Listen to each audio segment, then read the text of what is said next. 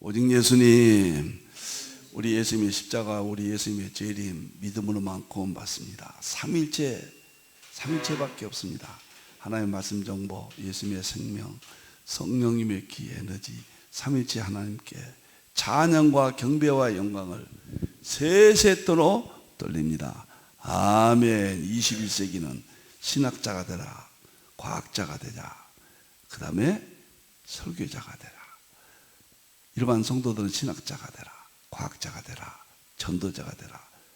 역사의 마지막 점이라고 그러잖아요.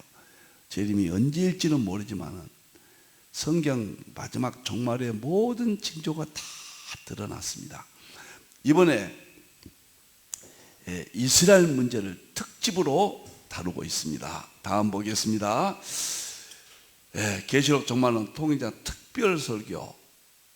오늘은 전체적으로는 123번째인데 이스라엘이 하마스와 전쟁이 터졌다. 헤즈볼라가 또 참전할 것 같다. 헤즈볼라가 무서워요. 레바논의 무장단체거든요. 하마스는 피에로가 200만 인구밖에 안 되거든요. 여기는 조금 약합니다. 당사자는 물론 당사자지만은 지난번에 이스라엘과 하마스의 전쟁 상태, 이것 오늘은 세 번째로 이어서 다음 주까지 4번에 걸쳐서 신충적으로 이 전쟁을 분석하고 또 성경적으로 미래까지 자세히 전망을 오늘 또 여러분과 만나겠습니다. 자, 오늘은 세 번째입니다. 하마스 이스라엘 침공, 이스라엘 전쟁 발반. 세 번째, 누가복음 21장 20절에 꼭 이들어요. 이 상태입니다. 누가복음 21장 20절을 가지고 보세요. 예루살렘이 군대들에게 에워싸인 걸 보거든 그 멸망이 가까운 줄 알라. 자, 지금 예루살렘이 에워싸였잖아요. 지난번에 말씀드렸지만 지금 피에로가 공격했죠. 이번에 북쪽은 레바논, 왼쪽이, 오른쪽은 왼쪽은 레바논이죠. 왼쪽이 시리아. 시리아 안에는 러시아가 진치고 있다고 말이에요. 그 다음에 좀 더 오른쪽 가면 이라크, 이란, 오른쪽 밑에 되면 사우디, 아주 이스라엘 남쪽은 이집트가, 그 외에도 전 세계 20억 가까운 해교권이 총 에워싸고 있어요. 근데 어떤 분은 이것을 말이죠.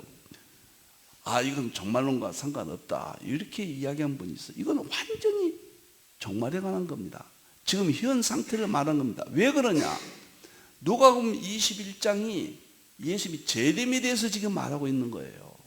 주의 임하심과 세상 끝에는 무슨 징조가 있사오리까? 세상 끝의 이야기예요. 종말의 이야기예요. 종말에 이스라엘이 에워싸인다. 과거에 로마에서 에워싸였잖아요. 그걸 말한 게 아니에요. 근데 주석들은 그렇게 또 주석하는 주석도 있고요. 그렇게 주장하는 학자님도 계시는데 이것은 종말에 관한 것이다.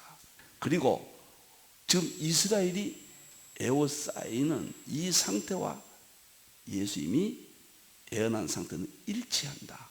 저는 확실하게 그렇게 봅니다. 지금 에워싸인 것은 예수님 말씀대로예요. 놀랍고 정말 놀랍습니다. 자, 보겠습니다. 오늘은 제가 특별 설교 1번, 2번, 3번, 4번까지는 했습니다. 서론을 이야기했고요. 지금 신문에 보도된 내용들을 전부 설명을 드렸습니다. 그리고 성경적으로 다니엘서 7장 5대 세력이 있잖아요. 사자는 러시아, 곰은 중공, 그 다음에 표범은 중동, 천리빨은 쇠이빨이죠. 서구, 나토, 미국, 작은 뿔은 교황, 적그리스도. 5개 다니엘 7장은 정말 예언이에요. 전쟁이 일어난 당사자국 여기서만 나옵니다. 너무너무 놀랍죠. 그런데 지난번에 말씀드린 대로 이게 지금 이스라엘 날짜로는 10월 7일에 공격을 받았거든요. 우리는 지금 주일날 보도가 됐고 월요일날 신문, 화요일날 신문에 이렇게 나와서 제가 이제 이틀 신문을 보고 2번 여러분들 만났죠. 방영을 했습니다. 그래서 조금 더 일주일 동안 전쟁 상태를 지켜보고 오늘 3번째 수요일날 이렇게 하고 한 번 더 하겠습니다. 왜 그러냐면 이스라엘 이 문제에 대해서 종말론에서 가장 논쟁이 많은 부분입니다. 이스라엘을 어떻게 볼 것이냐. 지금 저 독립하고 수도가 또 회복되고 또 전쟁이 터지는 걸 어떻게 볼 것이냐. 이 문제를 보는 시각이 각각 다르다고 말이에요. 그러니까 무천년이나 역사기 전천년에서는 천년왕국은 뚜렷하게 구별됩니다. 4대 악바가.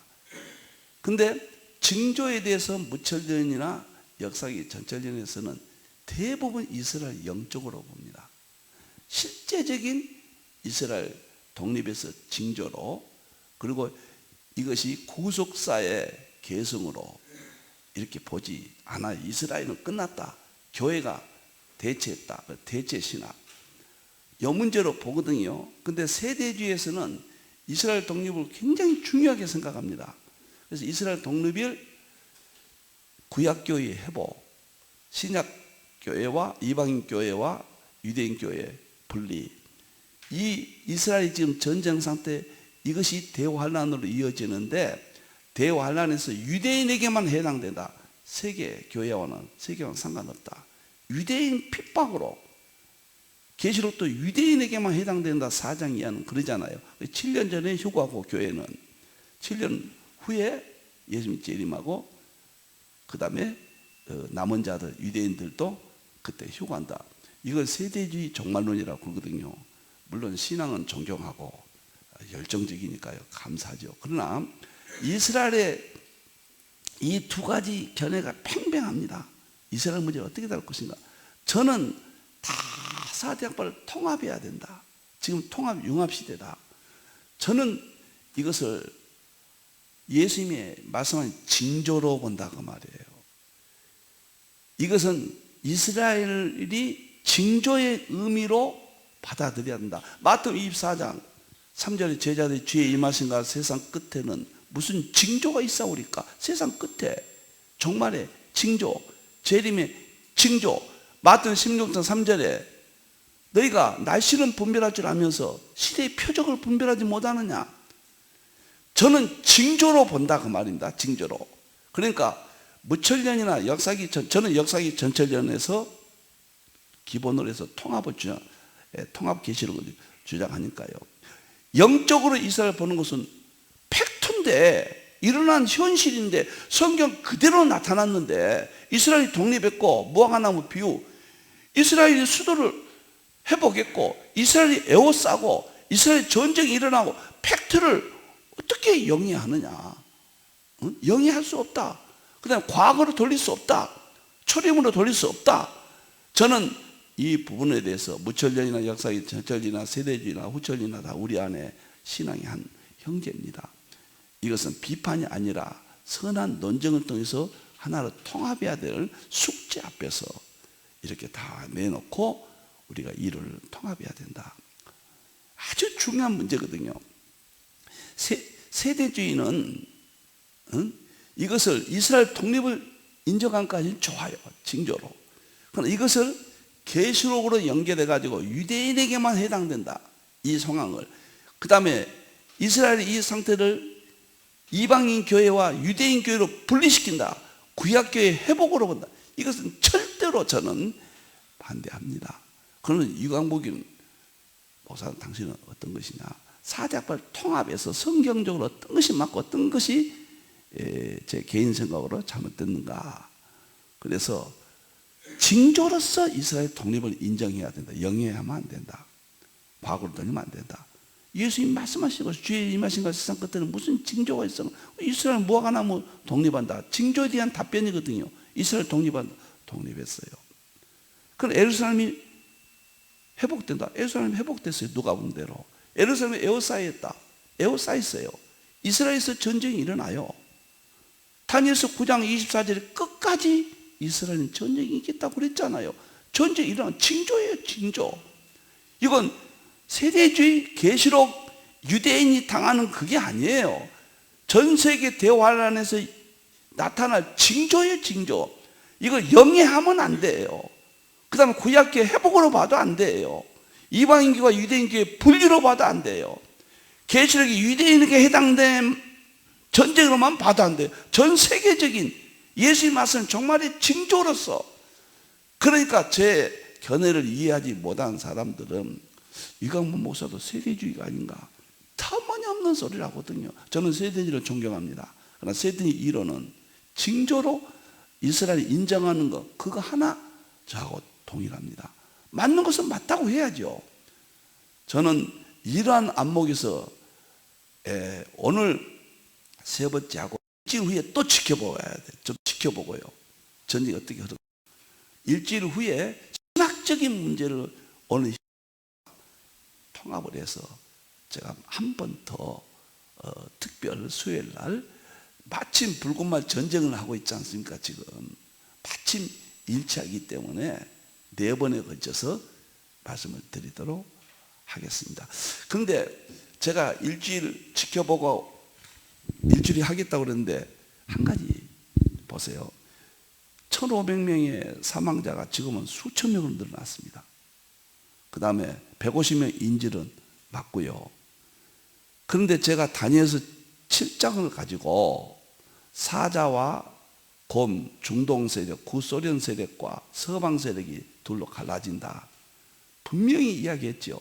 근데 그때 중국과 러시아는 소극적으로 막 터지자마자 바르니까 하더니 일주일 지난 사이에 다니엘서 7장 제가 말씀드린 대로 똑같이 둘로 나눠졌어요.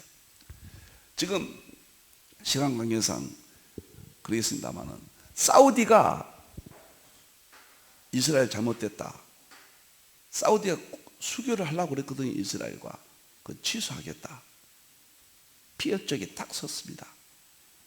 표범이거든요. 그 다음에 중국이 강경 발언했습니다. 자세한 내용은 지금 보세요.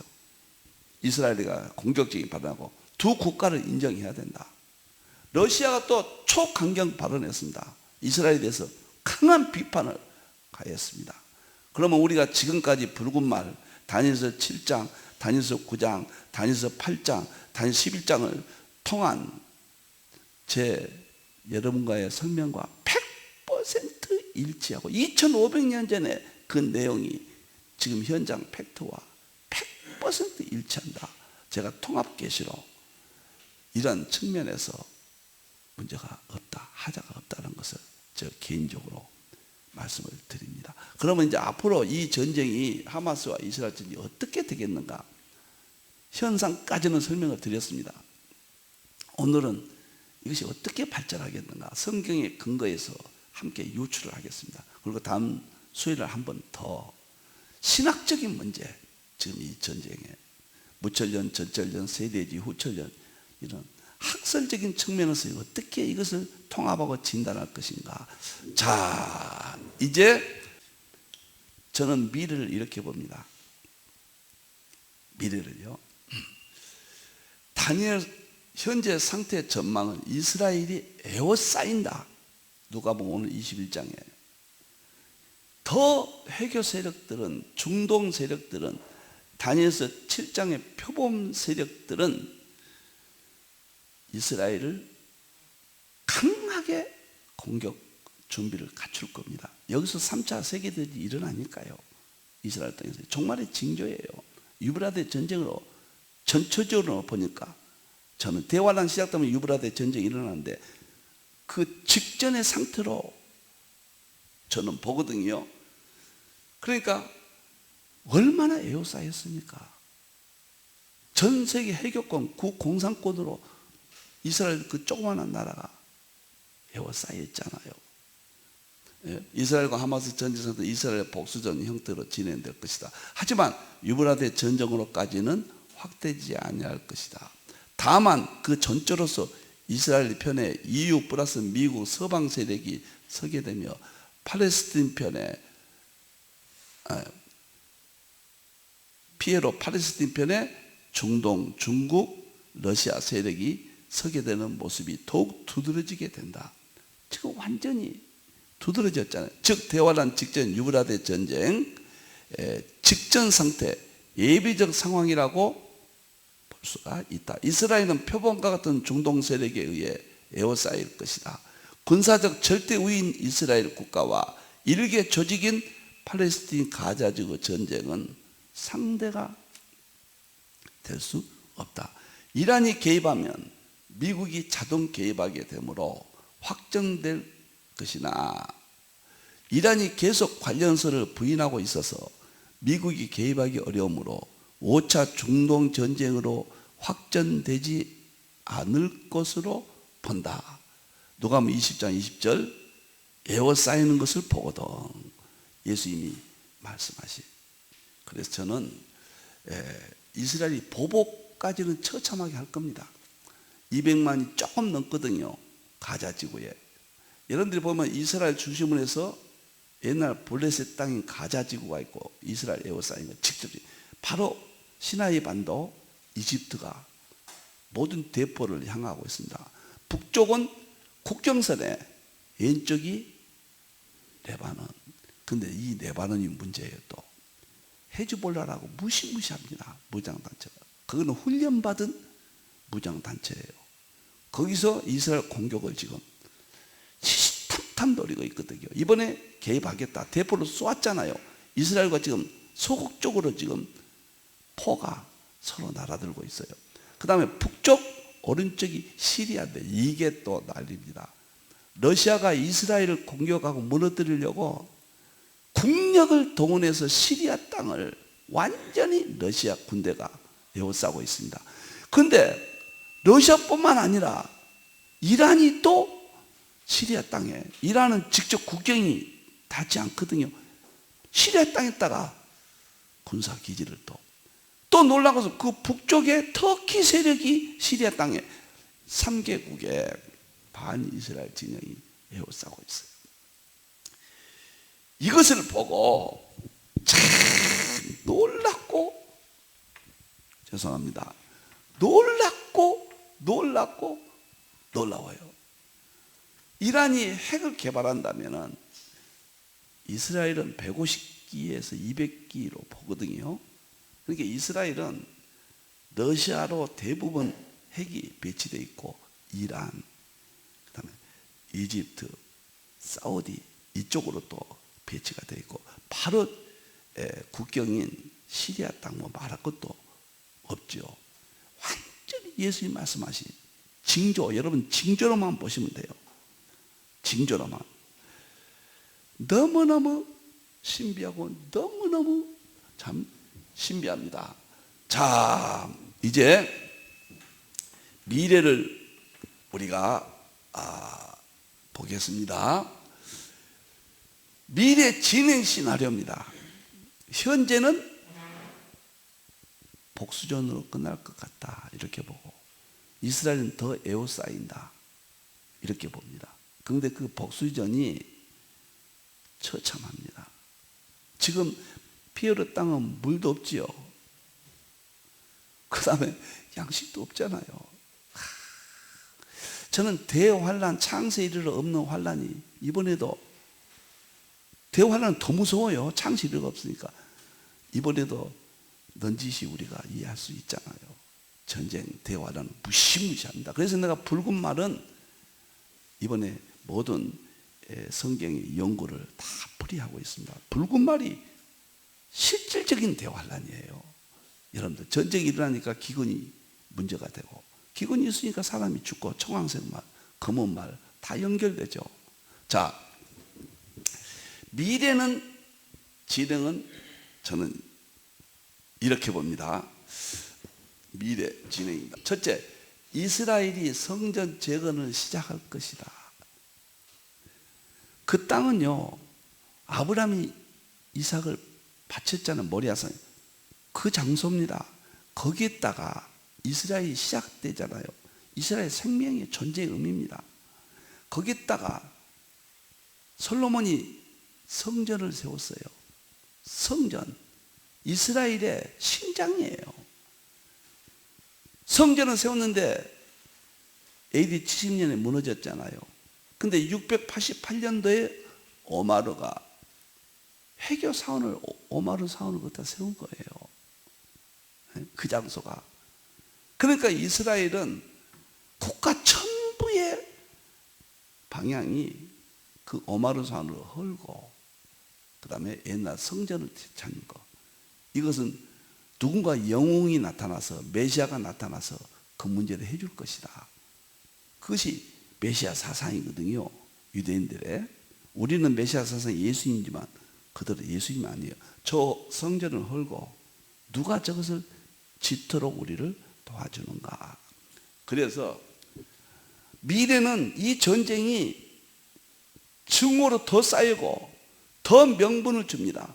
지금 네탄야후 총리가, 총리 내각의 구성원들이 극우파들이에요.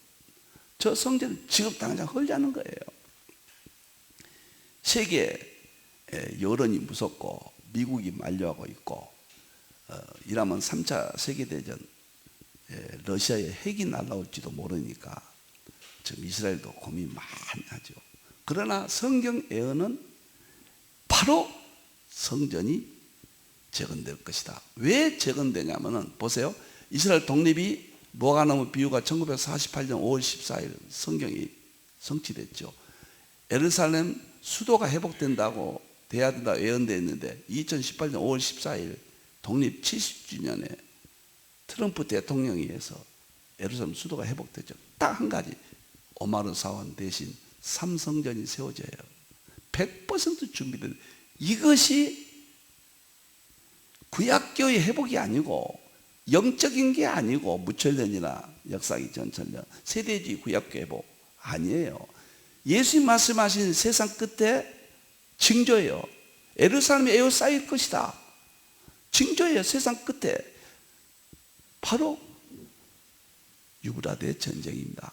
그러니까 이것은 저는 개인적으로 100% 유브라데 전쟁으로 점점 증오가 쌓이고 명분들이 서로 쌓여서 이스라엘 성전을 헐고자 할 때 한다. 그러면 성전을 헐어야 될 이유가 어디냐? 성경이 어디가 있냐? 사도 2장 4절이에요. 이때 보세요. 대적하는 자 적그리스도입니다. 여기는 모든 주석이 일치합니다. 자기가 하나님이라고 그래요. 계시록 13장이죠. 모든 숭배함을 받는 것에 대항하여 그 위에 자기를 높이고 하나님의 성전에 앉아. 여기는 문자적이에요. 지금 적그리스도가 성전에 앉아 자기를 하나님이라고 그래요. 우리는 교황으로 보잖아요. 교황이 적그리스도 칼빈이 이야기했고, 웨스트민스터 신앙급에서 25장 6항이고, 이 500년 동안 계획주의는 교황인 적그리스도다. 이게 신학 핵심이에요. 종말론적이. 그러니까 적그리스도가 성전에 앉아.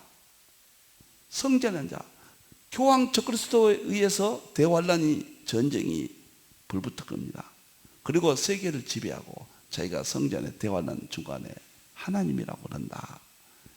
여기 성전에 앉아. 지금 성전은 없잖아요. 이것이 대환란 시작이에요. 이것이 모든 것의 시작입니다. 대환란 시작, 적그리스도 활동의 시작, 마지막 예수님 재림의 직전, 모든 걸 담고 있습니다. 마태복음 24장 15절 16절 예수님이 직접 말씀하셨습니다. 멸망에 가져간 거룩한 건 이건 적그리스도입니다. 종교다원주의, 차별법, 무시무시한 가정한 것들이죠. 거룩한 것에 선다. 이것이 성전에 앉은다. 똑같은 말이에요. 거룩한 것은 성전을 말하거든요. 성전에 선 것을 보면 자기가 하나님이라 하는 말과 동일합니다. 그때 유대에 있는 자들은 산으로 도망가라. 이 이야기거든요. 이 종말에 가는 것만 해석하겠습니다. 그래서 이제 점점 네탄야후가 딱 5번째인가 총리 됐잖아요. 여러분들 지금 지도자들을 보세요. 세계 가장 종말론적 극한 자들. 러시아는 푸틴이라는 사람이 20몇 년 지금 통치합니다. 이거 보통 인물이 아니에요. 중국은 시진핑이 10년 통치하고 법을 개정해서 모태동 등소평 이후에 강력한 지도자가 나타나서 2기 영구 집권 체제로 들어갔잖아요. 이북은 김정은이라는 또 하나의 독특한 이게 나타났잖아요. 사우디는 압둘 살만인가 그 왕세자가 나타나서 강력한 또 정치 체계를 하잖아요. 이란은 팔레비 왕조 이후에 해교 종교 지도자들이 정권을 잡고 강력하게 지금 이렇게 세계 전쟁을 향하여 이렇게 모으고 있어요. 그래서 지금 지도자들을 가만히 보면은 대환란을 일으킬 전쟁을 일으킨 강력한 개성이 있는 장기 집권, 자기중심적인 전체주의 사고를 가진 자들이 일어나고 있다. 이것도 다 우연이 아니다. 특히 네탄야후입니다. 네탄야후는 이스라엘에서 가장 강력한 초강경론자예요. 그러니까 바로 지금 가자 지구를 갖다 에워싸버렸잖아요. 가서 꼼짝 못하게 하고 있잖아요. 그래서 앞으로는 첫째 이렇게 될 것이다. 두 번째, 표범 중동 세력이 공격할 것이다. 이스라엘 성전 재건 시작 때 대환란이 시작될 것이다. 마지막 때 남방 왕이 문자적으로는 이집트지만 기록된 당시 개념으로는 지금은 이집트 세력 곧 중동 표범 세력을 말합니다. 그와 힘을 겨룰 것이나 북방왕이 병거와 마병 많은 배로 회오리 반응처럼 계획을 마주와서 그 열한한 층은 물이 넘친같이 지나갈 것이며 이건 교황 세력입니다. 북방 세력. 이것은 다니엘 11장이니까 문자적으로는 수리아예요. 수리아와 이집트인데 제가 이것이 왜 종말론으로 해석돼야 되느냐 역사적인 사건을 지금 수요일 날 유튜브에 자세히 올렸습니다. 최근에 지금 이거 설명하고 있는데 일어났거든요. 그래서 중동 세력이 전 세계 해결권 세력, 구공산권 세력이 러시아, 중국, 표범이 하나가 돼서 이스라엘을 공격합니다. 이것이 유브라데 전쟁, 3차 세계 대전, 그 다음에 5차 중동 전쟁 이렇게 봅니다. 제가 만일에요 전 세계를 종말론이고 신학이고 삼위일체고 과학이고 다 통합한다고 할 때 확고한 이론이 없으면 성경적인 신학적인 또는 팩트 이 세 가지가 우리의 인식에 혼란을 가져온다면 제가 여기까지 오지 못했죠. 벌써 중도에 저는 하차했을 겁니다. 하나님께서 여기까지 인도하신 것은 완전한 성경의 예언입니다. 지금까지 해석이 20세까지 해석은 다 필요했어요. 그렇게 할 수밖에 없었어요.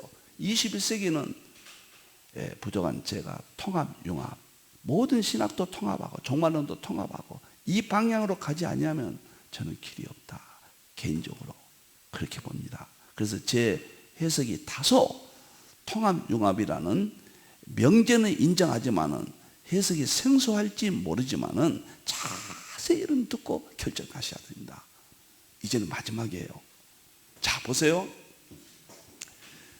이스라엘 네탄야후 정권인지 그 다음이 또 무너질지는 모르지만 이스라엘 성전 재건하겠다. 그 일이 벌어지면은 중동에서 세력들이 공격하는데 가장 가까운 누가 공격하겠습니까? 피에로죠, 하마스죠. 그 다음에 가장 가까운 레바논의 헤즈볼라죠. 가장 가까운 시리아의 러시아 세력이죠. 다 공격하고 저쪽 이란에서 무시무시한 미사일을 쏘고 있을 거예요. 그러니까 이란이 이북한테 핵 개발 자료를 주고 이북은 미사일 자료를 준다고 지금 그런 보도도 나오고 있잖아요. 이게 이렇게 진행될 겁니다. 성경인데요. 여러분들 세 번째 어떻게 되느냐, 러시아 세력이 공격할 겁니다. 에스겔 38장 3절 4절이거든요. 현재 시리아의 러시아가 교두보를 완벽하게 준비했고 이란 세력, 터키 세력 각 축장으로 최악의 상태다. 이는 모두 이스라엘을 공격하기 위함이며 유브라데 전적으로 가는 과정이다. 참, 제가요 40여 년 동안 신문에 난 일을 통해서 매달 힌두설교 뒤편에 징조난을 제가 40여 년 동안 지금 하고 있잖아요. 신문 스크립에서 뭐 기자들에게 보내드리고 있는데 한 번도 바꿔본 적이 없습니다. 이 해석을 지금까지 통일하게, 통일되게 제가 지금까지 해석을 하고 있습니다. 만일에 제 해석이 틀렸다면 벌써 어그러졌겠죠, 어디선가. 우리 주님이 지금 가까이 올 때예요. 네? 시대를, 하늘을 우리가 분별하면서, 날씨는 분별하면서 어떻게 시대를 분별할 수 없냐, 주님이 하신 말씀이거든요. 예수님께서 미리 알려주신 거예요. 지금은 우리가 초기라 혼란이 조금 와서 견해가 다르지만 나중에는 대환란 때는 무천년 전쟁 그런 거 없어집니다. 다 성령님이 하나로 묶어서 신학자들을 하나로, 하나님의 교회들을 하나로, 그 다음에 저쪽 혼합주의 종교다원주의 캐톨릭 했던 그쪽으로 극자유주의자들은 다 그쪽으로 합니다. 모든 이방 종교들. 오직 예수님 이쪽은 둘로 세계 교회가 신학이 편성 재편될 것이다. 하나님이 참 의로운 길로 인도하신다. 러시아는 우크라이나를 이번에 공격했잖아요. 그러면서 언제든지 공격할 수 있다. 소련이 미소 경쟁에서 졌기 때문에 무너졌지만은 성경은 에스겔 38장에 소련이란 말은 안 나오잖아요. 러시아란 나오잖아요. 러시아. 지금 러시아가 회복됐잖아요. 세계 모든 전쟁은 지금 러시아가 실마리가 되고 있어요. 지금 미국과 대립관계 속에서 너무너무 성경의 예언과 일치합니다. 에스겔 38장 러시아가 공격한다 이스라엘을. 지금 직전이잖아요. 일치하잖아요. 이렇게 성경은 위대합니다. 계시록 정말로 안 하면은, 그래 내가 수요일날 유튜브로 올리고 이렇게 하고 있잖아요. 안 하면은 저희는 준비할 수 없죠. 잘할 수 없어요. 그 다음에 그러면 러시아 다음에 어떤 일이 벌어지고 있겠는가? 중국이 소극적으로 돌 겁니다. 다니엘서 11장은 지금 수요일날 해석하고 있습니다. 11장 44절을 보면 왜 중국이냐? 여기서는 설명하지 않겠습니다. 그러나 동북에서부터, 동북이 어디입니까? 동북아시아로 저는 봅니다. 물론 알메니아, 당시로서는 알메니아입니다. 그러나 다니엘서를 해석하는 원리에 따라 예수님이 다니엘서는 다니엘이 말한 바 종말일 때라고 그랬잖아요. 다니엘이나 모든 성경 예언서나 모든 것을 다 예수님에 관해서 해석하라고 그랬잖아요. 다니엘서 11장 44절이면 12장 1절에는 11장이 종말일 때라고 그때 딱 나오잖아요. 12장 1절에 1절 때문에 11장은 역사이면서도 종말의 때를 문법적으로 정확하게 입증합니다. 그래서 중국은, 동북아 세력은 소극적으로 동북에서부터 소문이 이르러 그를 범민하게 하므로 그가 분노하여 나가서 많은 무리를 다 죽이며 멸망시키고자 할 것이다. 동북에서 소문이, 이것은 동북아시아 중국 쪽으로 연결해도 무리가 없겠다. 저는 전체적으로 봅니다. 중국은 이스라엘과 중동 사태에서 러시아만큼 적극적이지 아니었어요. 좀 소극적이었어요. 그 두 개 국가를, 피해를 국가로 인정해야 된다. 뭐 이런 쪽에서 약간 소극적이었는데, 제가 보는 성경의 미래에 대한 예언에서도 동북아 세력은 범민하게 함으로 동북에서도 소문이 나서 그 앞에 좀 더 구절이 있는데 소문에 끝날 거예요. 자, 다섯 번째는 천리빨 적그리스도. 이것은 EU, 미국 세력, 그 다음에 교황권, 자금불 다 합칩니다. 다 합쳐요. 그러니까 어이구 시간이 또 많이 갔군요. 다행 7장 7절 8절 보면은 넷째 밤 환상 가운데 본 넷째 점 무섭고 놀랍니다. EU 서방 세력, 그 다음에 나토 세력, 매우 강하고 쇠로 된 큰 이빨이고 먹고 부서뜨리고, EU와 미국이 통합된 서방 세력이 세계 최고의 강국이 돼요. 그 나머지를 발로 밟아버려요. 그러니까 나머지는 누구냐면 사자 러시아, 곰 중국, 표범 중동을 밟아버립니다. 이것이 대환란 중간입니다. 대환란 때 이렇게 돼버려요. 이 짐승은 전에 모든 짐승과 달라 서방 세력은 그 말이에요. 10뿔, 지금 27개 국가죠. 내가 그 뿔을 유심히 보는 중에 다른 작은 뿔이, 그 사이에서 이 작은 뿔이 교황 적그리스도입니다. 사이 그렇게 서방 세력에서 나온다. 지금 로마 교황청은 유럽이잖아요. 거기에 나와서 첫 번째 뿔 중에 셋이, 이것은 사자, 러시아, 중국, 곰, 중동, 표범, 그 세 세력이 뿌리까지 뽑혔다면 다시는 일어나지 못한다. 여기 끝났다 그 말이에요. 세계 전쟁이 끝났습니다. 그래서 서방 세력과 교황 적그리스도 세력이 하나여서 전쟁이 끝맺습니다.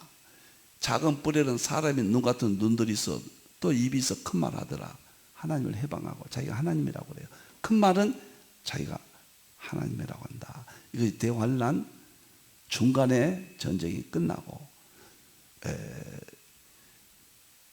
다니엘서 12장 마지막 절에 1291일과 1335일을 해석하면 대환란 중간에서 30일과 45일이 나오거든요. 그때 이제 자기가 하나님이라고 부르고, 그때 성경의 모든 예언이 다 이루어집니다. 이것은 이스라엘에게 관한 국한된 게 아니고, 또는 이것은 영적인 것이 아니고, 예수님 말씀하신 세상 끝에도 무슨 징조가 있사오리까. 그 다음에 끝까지 전쟁이 있다고 그랬잖아요. 이스라엘은 다니엘서 9장 24절을 그죠. 예수님 초림 십자가에 못 박은 죄로 끝까지 전쟁이 있어요. 이스라엘은 끝까지 전쟁이 있어요. 자 보세요. 최후 모습 다 끝났습니다. 이제 작은 뿔 적그리스도 교황권 세력은 셋뿔 러시아, 중국, 중동을 다 무너뜨린다. 방금 말씀드렸죠. 다니엘 7장 8절. 그 다음에 예수님 재림 아마겟돈, 적그리스도 세력과 이 세상 나라를 다 심판한다. 계시록 16장이고 19장 20절 20절이 같은 겁니다.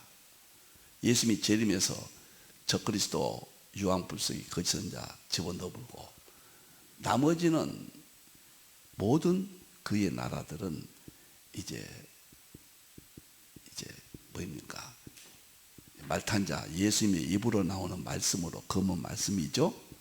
전부 심판을 해버린다. 그럼 성도는 어떻게 된가? 계시록 2장 4절 여기 보세요. 예수님의 증언과 하나님 말씀 때문에 목베인 자들의 영혼과 또 짐승과 그의 우상에게 경배하지 아니하고 그들의 이마와 손에 표를 받지 아니한 자들이 살아서 그리스도와 더불어 1000년 동안 왕노를 한다.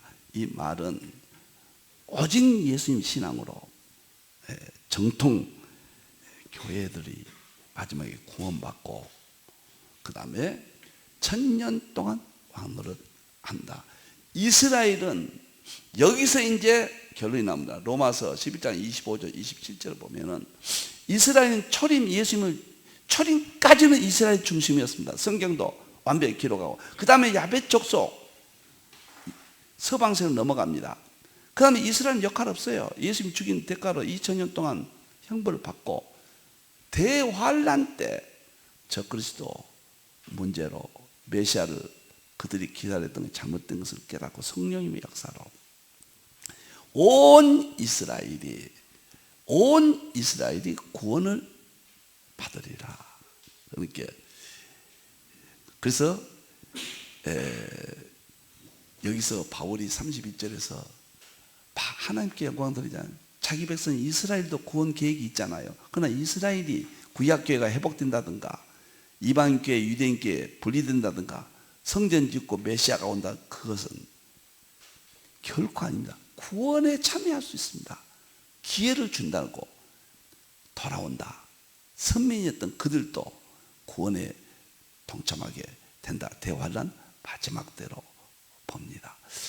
자, 이렇게 지금 현재 이스라엘 문제는, 어떤 사람들은 세대주의들은 이스라엘 땅에 가서 이스라엘 도와야 된다.